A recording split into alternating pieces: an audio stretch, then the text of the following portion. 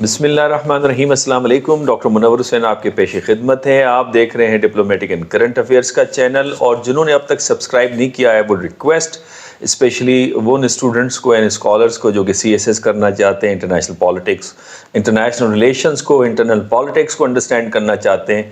اس سے زیادہ مفید چینل ان کو نہیں ملے گا. بہرحال آج ہمارے ساتھ ڈاکٹر طاہر جمیل ہیں. ڈاکٹر طاہر جمیل سرو کر رہے ہیں area study centre Quaid Azam university میں. ہمیشہ ہمارے ساتھ ہوتے ہیں, وقتاً فوقتاً تھوڑا گیپ آ جاتا ہے ضرور. آج ہم بات کریں گے ان سے پاکستان کے اندر جو الیکشنز ہوئے اس کے بعد جو ابھرتی ہوئی صورتحال ہے اس میں انٹرنیشنل کمیونٹی کے اندر پاکستان کو کیا چیلنجز درکار ہوں گے, اس موضوع کے اوپر بات کریں گے. پہلے تو طاہر بہت بہت شکریہ آپ نے وقت دیا. ڈاکٹر صاحب پہلے تو یہ تھا کہ بھائی الیکشن نہیں ہوگا, پھر الیکشن ہو گئے, اور یہ تقریباً ایک قسم کی پریڈکشن تھی ہر طرف سے کہ جو بھی حکومت آئے گی مخلوط حکومت آئے گی اور ایک کمزور حکومت ہوگی. اب انٹرنیشنل سچویشن آپ کے سامنے ہے جہاں پہ انڈین ڈپلومیٹک کلاؤڈ بڑھتا جا رہا ہے. ہم نے دیکھا کہ یو اے ای کے اندر انہوں نے وزٹ پے کیا, مندر کا افتتاح کیا نریندر مودی صاحب نے. اس کے بعد قطر میں جو ان کے 9 نیول آفیسرز پکڑے گئے تھے وہ بھی چھڑا لیے انہوں نے, جو کہ اسپائنیج کے کیس کے اندر تھے. سعودی عرب نے ان کے ساتھ ڈیفنس ڈیل بھی کی ہے. اور پھر امریکہ کی طرف سے جو بیان آ رہا ہے, برطانیہ اور ایمنسٹی انٹرنیشنل, پاکستان کی فارن پالیسی کے فرنٹ پہ آپ کو کیا چیلنجز نظر آ رہے ہیں؟ نئی حکومت کیا کرے؟ پہلی بات تو یہ ہے کہ امیج بلڈنگ ٹھیک ہے, کیونکہ یقینی بات ہے کہ ہمارا جو الیکشن ہوا ہے اس کے اوپر جو تحفظات ہیں ان کو دور کیا جانا چاہیے. ہمیں ایک ایگریسو قسم کی ڈپلومیٹک کمپین چلانی پڑے گی اور ان کو کنونس کرنا پڑے گا کہ بھئی ہمارے ہاں جو بھی ہوا ہے, کیونکہ اس کے بڑے دورس نتائج ہوں گے.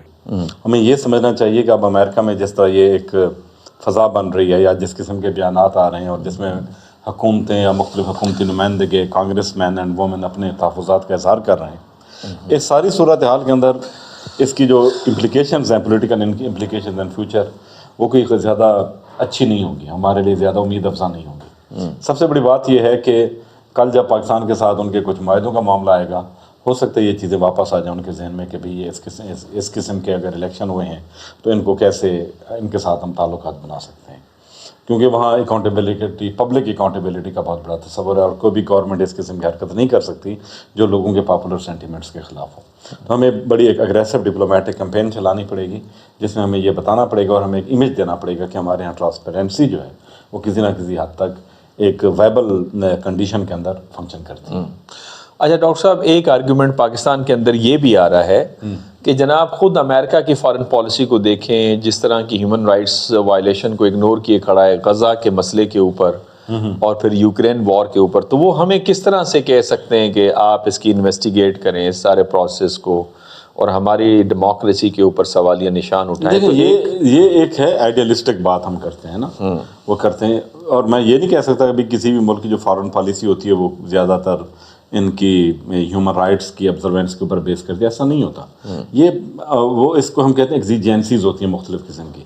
اب ہم غزہ کی بات کریں, فلاں بات کریں, ہمارے یہاں بھی جنگ تو نہیں ہو رہی, لیکن ہمارا یہ ہے کہ IMF کے ساتھ ایک پروگرام ہے. بالکل ٹھیک. اس کے علاوہ ہماری دوسری بہت ساری انگیجمنٹس ہیں. ہمارے ریجن کے اندر بھی کافی سارے حالات ہیں جو ہمارے فیور میں نہیں جا رہے. اگر یہ چیز چلتی جائے, وہ تھوڑے ایگزامپل دے دیں تاکہ آپ نے جو بتایا انڈیا کے حوالے سے بتا دیا جی ٹھیک ہے نا.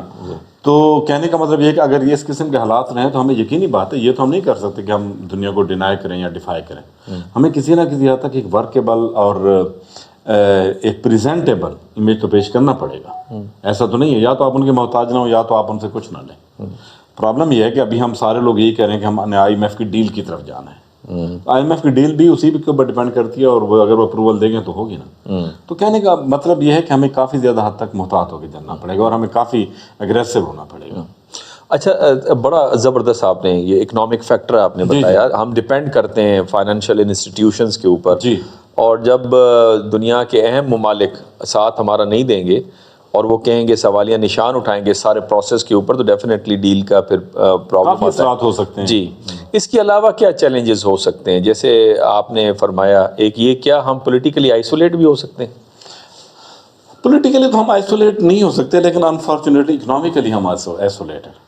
اچھا فار ایگزامپل اگر آپ اپنی ٹریڈ کو دیکھیں، ٹریڈ کی پروفائلنگ کو دیکھیں، اس میں یا تو یورپین یونین ہے جہاں پر آپ کو ایک کمپیریٹیو ایڈوانٹیج حاصل ہے، یا کمپیریٹیو ایڈوانٹیج تو میں نہیں کہوں گا، لیکن میں یہ کہوں گا کہ بھی آپ کا جو بیلنس آف پیمنٹ ہے اٹ از ان پازیٹیو. اور دوسرا یہ ہے کہ اگر آپ یونائٹڈ اسٹیٹس آف امریکہ کی بات کریں، وہاں بھی جو آپ کی ٹریڈ ہے پازیٹیو ہے. باقی ہمارے جتنے بھی معاملات ہیں اس میں ہماری ٹریڈ اتنا زیادہ حوصلہ افزا نہیں ہے. پاکستان کو اس وقت، اور آپ کی اتنی بڑی آبادی ہے، اس کو آپ نے کیسے مینیج کرنا ہے؟ یقینی بات ہے آپ نے ایک ٹریڈ فرینڈلی انوائرمنٹ کریٹ کرنا ہے تاکہ یہ لوگ اس کے اندر انگیج ہوں اور سوسائٹی کے اندر ایک ٹرسٹ پیدا ہو، فارن ڈائریکٹ انویسٹمنٹ آئے تاکہ لوگ اور اپنے لوگ اس کے اندر انویسٹ کریں.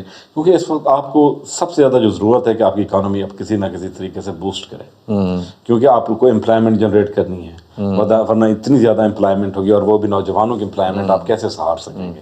تو ہونا یہ ہے کہ اگر پولیٹیکل پروسیس ویل پلیسڈ نہیں ہے تو جتنا بھی نوجوان ہوتا ہے جو انائٹ ہوتا ہے سسٹم سے، یا ڈیسپریشن کا لیول جس کا بہت زیادہ ہائی ہوتا ہے، وہ کچھ بھی حرکت کر سکتا ہے. تو میرے خیال میں اس وقت پاکستان کے لیے سب سے زیادہ ضروری ہے کہ ہم اکنامی کے لیے اپنے آپ کو کیسے وائبل بناتے ہیں. وائبل ان اے سینس کہ باہر سے انویسٹمنٹ آئے اور ہماری انٹرنل جو اکنامک کنڈیشنز ہیں، بزنس کنڈیشنز ہیں، امپروو کریں، اور بہت ہی ایکسٹینسو قسم کی امپلائمنٹ جنریٹ ہونی چاہیے.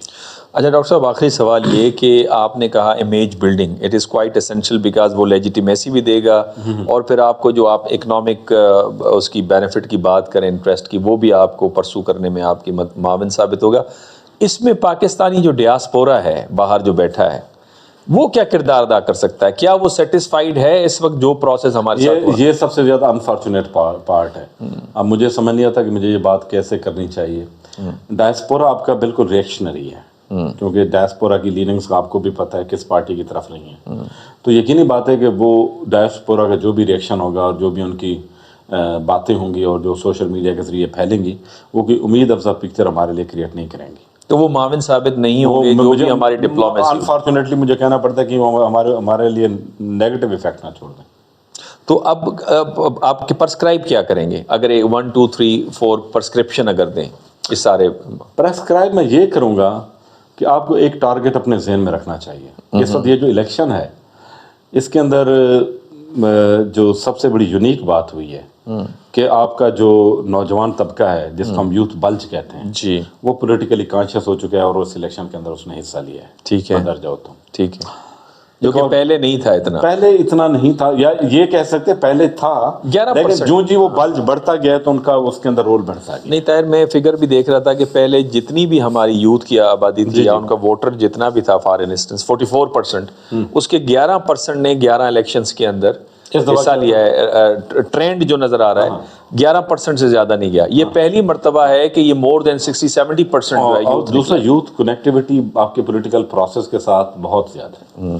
اس کا ایک فائدہ بھی ہے کہ لوگ پولیٹیکل پروسیس کے اوپر یقین کرتے ہیں. ہاں، لوگ ٹرسٹ یہ پازیٹیو پوائنٹ تھا کہ بھئی ہم ایک جو تبدیلی ہے اسی طریقے سے لے کے آ جا سکتے ہیں.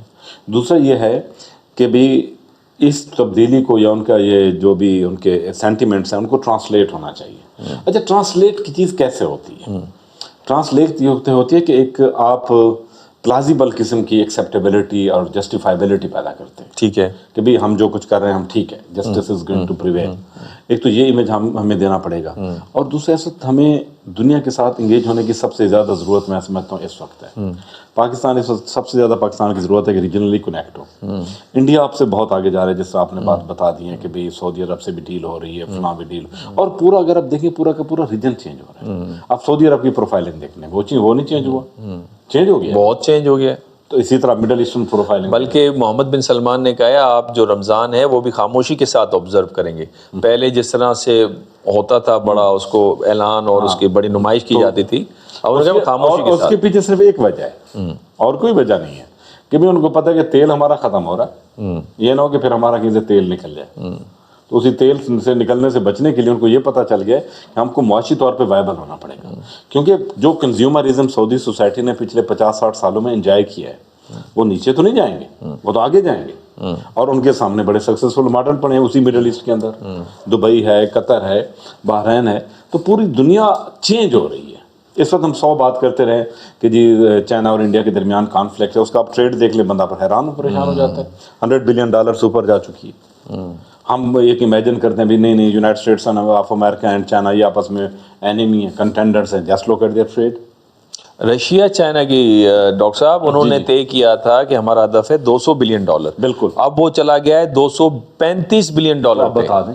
تو کہنے کا مطلب یہ کہ اور چائنا دنیا کے لیے ایک, میں آپ بتا دوں, چائنا نے کو آپ دنیا کا اکنامک انجن کہہ سکتے ہیں.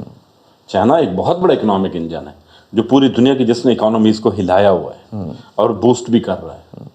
تو ہمیں اس وقت دنیا کی اس چیز کے ساتھ انگیج ہونا پڑے گا, کیونکہ ہماری آبادی جو ہے یہ ایک بہت بڑا کریٹیکل فیکٹر ہے. اس کو سب سے زیادہ ہمیں کیٹر کرنا ہے, اور ہمیں چاہیے کہ ہمارا جتنا بھی ہیومن ریسورس ہے اس کو ہم ایک پروڈکٹیو طریقے سے چینلائز کریں.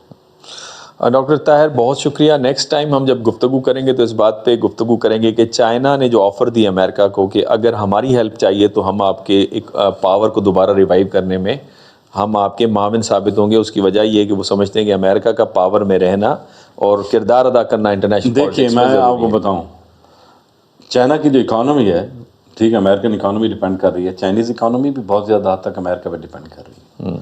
امریکہ اگر 50% اگر 10% بھی کٹ کر دے نا جتنی اس کی امپورٹس ہیں چائنا سے, تو چائنا کی اکانومی بیٹھ جائے گی. اس میں تفصیلاً بات کریں گے. یہ it is very good example of very working example of economic انٹرڈیپینڈنس.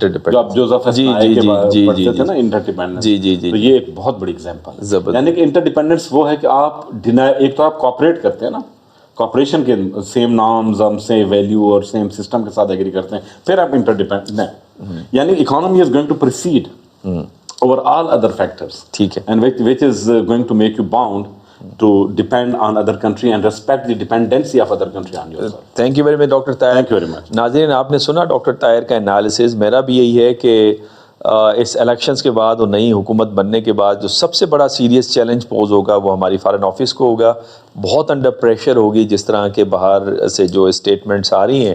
اس حوالے سے صرف فارن آفس کو بوجھ نہیں اٹھانا چاہیے بلکہ پاکستان کے ہر طبقے کو یہ بوجھ اٹھانا چاہیے, اور اسپیشلی سیاستدان جو کہ اس وقت پاور میں بیٹھ رہے ہیں, انہیں سوچ سمجھ کے فیصلہ کرنا ہے کہ کیا حکومت بننی چاہیے اور کہاں پہ بیٹھنا چاہیے, اور ان کا کردار اس وقت بڑا اہم ہوگا. ادروائز یہ اکیلا بوجھ فارن آفس میرا خیال ہے نہیں اٹھا پائے گا. آپ کے کمنٹس کا انتظار رہے گا. اگر آپ نے چینل سبسکرائب نہیں کیا تو سبسکرائب کرنا نہ بھولیے, اور اگر گفتگو آپ کو پسند آئی ہے تو اپنے دوستوں کے ساتھ ضرور شیئر بھی کیجیے. اجازت دیجیے ڈاکٹر منور حسین کو, ڈاکٹر طاہر جمیل کو. اللہ حافظ.